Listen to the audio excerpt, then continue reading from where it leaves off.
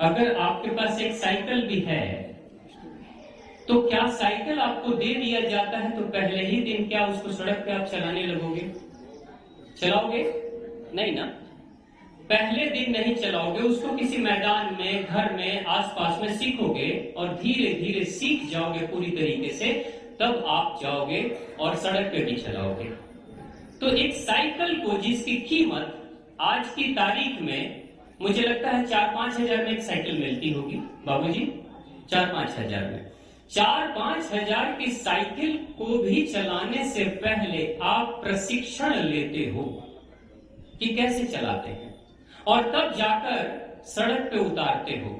तब आपके साथ कोई दुर्घटना नहीं घटती, आपके हाथ पैर नहीं छीलते हैं। तो एक छोटी सी साइकिल को चलाने से भी पहले प्रशिक्षण लेते हो। आप अगर किसी तालाब या नदी में जाते हो तो गहरे तालाब और नदी में उतरने से पहले अगर आपको पता चल जाए कि इस तालाब का पानी गहरा है या नदी का पानी गहरा है, मगर आपको कह दिया जाए कि आपको इसमें तैरना है, इसमें उतरना है और 15 दिन के बाद उतरना है, तो आप क्या करोगे? और आपको तैराकी नहीं आती, तैरना बेटा आपको नहीं आता, तो आप क्या करोगे? 15 दिन के बाद उतरना है, बताओ क्या करोगे आप लोग? क्या करोगे? सीखोगे। क्या सीखोगे? तैरना सीखोगे। आपको पता है कि तैराकी नहीं आती तो मैं डूब जाऊंगा, तो तैरना सीखोगे और सीख सीख कर अभ्यास कर लोगे। उसके बाद से आप गहरे पानी में उतरोगे और सुरक्षित तैर कर निकल जाओगे। यही होगा ना? तो पानी में उतरने से भी पहले हम पानी में उतरने की कला सीखते हैं और पानी में बचे रहने की कला सीखते हैं।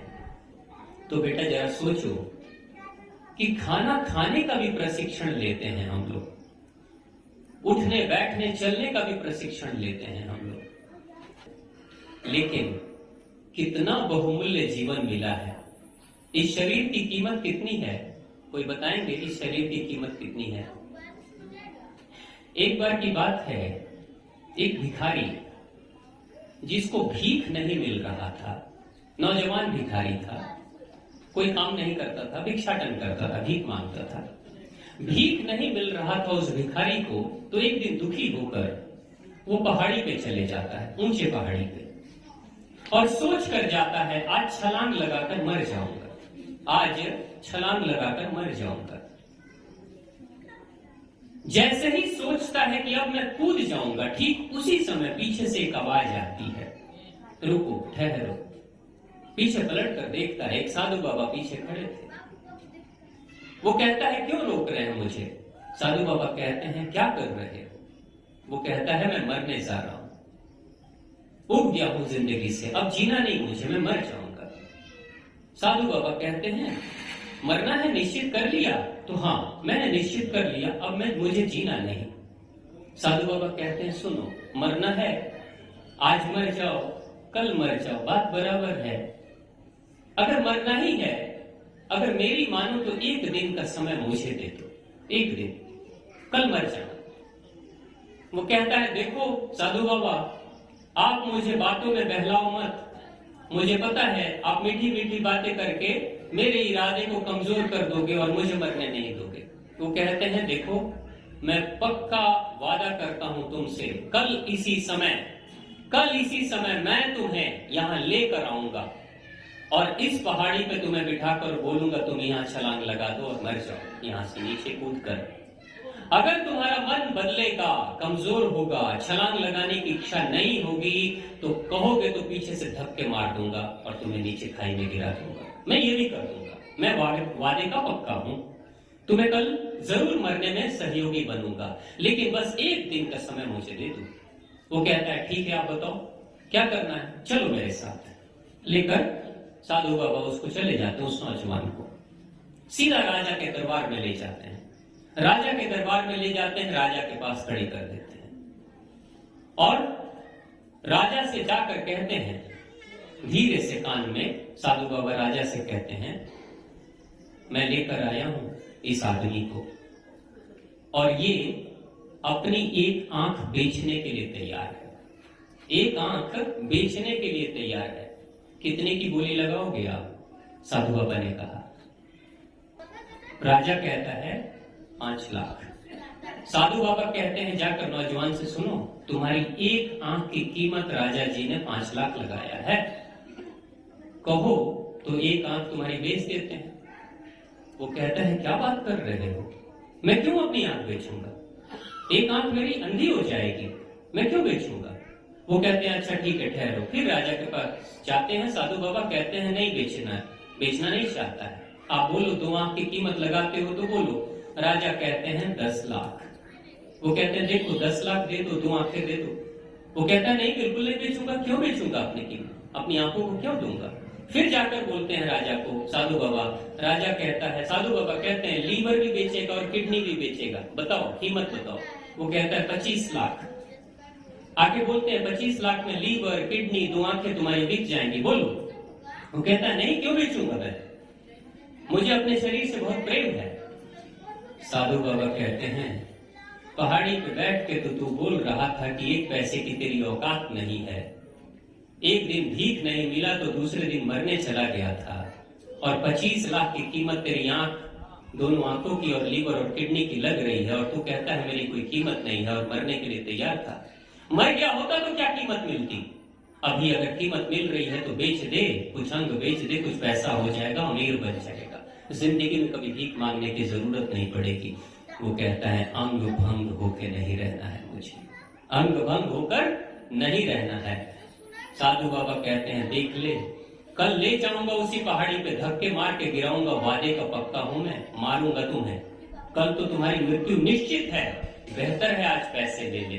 वो कहता है नहीं साधु बाबा क्षमा करना, पैरों पे गिर जाता है, क्षमा कर देना, मुझे मेरी कीमत का पता नहीं चला था, आज मुझे पता चल रहा है कि भगवान ने जो दिया है वो भी बहुत कीमती है, जिसको मैं खत्म करने जा रहा था, जिसको मैं लुटाने जा रहा था। भगवान ने इतनी बड़ी दौलत दे दी है, लेकिन उस दौलत का हमें पता ही नहीं है। जरा सोचिए, 2 आंखों की कीमत इतनी है, लीवर और किडनी की कीमत इतनी है, तो दिल की कीमत कितनी होगी, ब्रेन की कीमत यानी दिमाग की कीमत कितनी होगी, खून की कीमत कितनी होगी, जो खून दौड़ रहा है हमारी धमनियों में, और पूरे शरीर की कीमत कितनी होगी। जिसकी टांगे नहीं होती है ना, उसको पता होता है कि टांगों की कीमत कितनी होती है, जिसका एक हाथ नहीं होता है उसको पता होता है हाथ की कीमत क्या होती है। अगर आप अपने शरीर की कीमत लगाओगे तो करोड़ों में इसकी कीमत आ जाएगी, करोड़ों में, शायद करोड़ रुपया भी सस्ता पड़ेगा, इसकी कीमत इतनी है। तो इतने महंगे 5000 की साइकिल को चलाने से पहले प्रशिक्षण ले रहे हैं, तैराकी से पहले प्रशिक्षण ले रहे हैं, लेकिन करोड़ों का शरीर मिल गया है। जीवन की सड़क पे इस शरीर को उतारने से पहले कोई प्रशिक्षण नहीं ले रहे, कुछ सीखा ही नहीं, जीवन जीने की कला जाना ही नहीं, बस जिए चले जा रहे हैं, जैसा मन करता है वैसे किए चले जा रहे हैं। कभी भी उठ जाते हैं, कभी भी खा लेते हैं, कभी भी सो जाते हैं, कभी भी कुछ भी बोल देते हैं, किसी को भी गाली दे देते हैं, किसी से भी कुछ भी मजाक कर लेते हैं, बिना सोचे समझे कि मेरी वाणी में कुछ तीर जैसा प्रहार भी होता है जो किसी के दिल को छलनी कर सकता है, घायल कर सकता है। बिना सोचे समझे हम कुछ भी करे चले जा रहे हैं। जिंदगी तो कुछ हद तक बीत चुकी है, बहुत जिंदगी छोटे बच्चों की अभी बहुत बाकी है, लेकिन जीवन की कला कब सीखेंगे? क्या जिंदगी के अंतिम समय में? आपके घर में रामायण है? कितनों के घरों में रामायण है? हाथ उठाइए। भगवत गीता है? भगवत गीता है घर में? नहीं है। आप कोई ग्रंथ पढ़ते हैं? नहीं पढ़ते। आपको पता है ये रामायण, ये भगवत गीता, ये जो हमारे धार्मिक ग्रंथ हैं, ये क्या है? ये कथा कहानियां नहीं हैं, ये जीवन को जीने की कलाएं सिखाती हैं। लेकिन हम लोग क्या कहते हैं? रामायण कब पढ़ना चाहिए? बुढ़ापे में, बचपन में नहीं पढ़ना चाहिए, जवानी में नहीं पढ़ना चाहिए। गीता कब पढ़नी चाहिए? बुढ़ापे में। गीता जीवन को जीने की कला है। गीता किसकी कहानी है? गीता किसके कारण से प्रकट हुई? गीता भगवान श्री कृष्ण के कारण प्रकट नहीं हुई, गीता अर्जुन के कारण से प्रकट हुई। और अर्जुन कौन है? अर्जुन वो है जो सक्षम है सामर्थ्यवान है, लेकिन अपना कर्तव्य निभाने के लिए तैयार नहीं है। वही अर्जुन, वो कहता है मैं कर सकता हूं, लेकिन करना चाहता नहीं। जीवन के महान संकट में वो पीछे हट जाना चाहता है। भगवान श्री कृष्ण गीता क्या सिखा रहे हैं? गीता में क्या सिखाया उन्होंने? पूजा पाठ करने की विधि, पूजा पाठ करने की विधि सिखा रहे हैं, मंत्र जाप करने की विधि सिखा रहे हैं? नहीं, ऐसा कुछ नहीं सिखा रहे हैं। भगवान श्री कृष्ण कर्तव्य निभाने की कला सिखा रहे हैं कि तेरा कर्तव्य क्या है। यानी तू आलसी मत बन, अपना कर्तव्य कर, उसके लिए गीता है। एक नौजवान को उपदेश देकर भगवत गीता प्रकट करते हैं और कर्तव्य का पाठ सिखाते हैं, लेकिन हम अपने घरों में अपने बच्चों को कहते हैं बेटा जवानी में नहीं, बुढ़ापे में गीता पढ़ना। अरे हमारे घर का अर्जुन जब बुढ़ा हो जाएगा तब गीता पढ़ के भी क्या करेगा? वो कौन सा कर्म करेगा जब शरीर साथ नहीं देगा?